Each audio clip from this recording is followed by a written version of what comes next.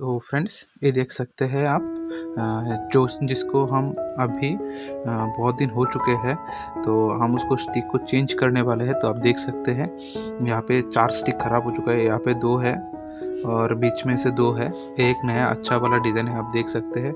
इसको आप किसी भी तरफ से देख सकते हैं, तीनों का देख सकते हैं, एक अच्छा सा कॉम्बिनेशन है।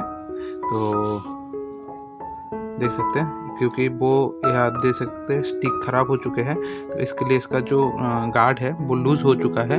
तो अभी हम आपको दिखाएंगे कि कैसे उसको खोल के ठीक कर सकते हैं। देख सकते हैं उसका ग्रोथ भी चल रहा था, ये देख सकते हैं काफ़ी उसका नया ग्रोथ चल रहा है, फ्रूट्स भी आ चुके थे, आप देख सकते हैं।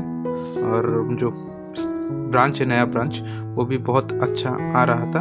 तो देखिए, अभी हम उसको ठीक से बांधेंगे और देखेंगे कि स्टिक को घुमा के इस तरह से देंगे कि वो देखने में भी बहुत खूबसूरत हो, जो जिसके अंदर से रूट्स भी नहीं आया और नया ब्रांच भी नहीं आए। तो हम उसको चेंज कर देंगे ताकि उसका ग्रोथ अच्छी तरह से चढ़ता रहे। तो फ्रेंड्स, देखिए आगे इस वीडियो को।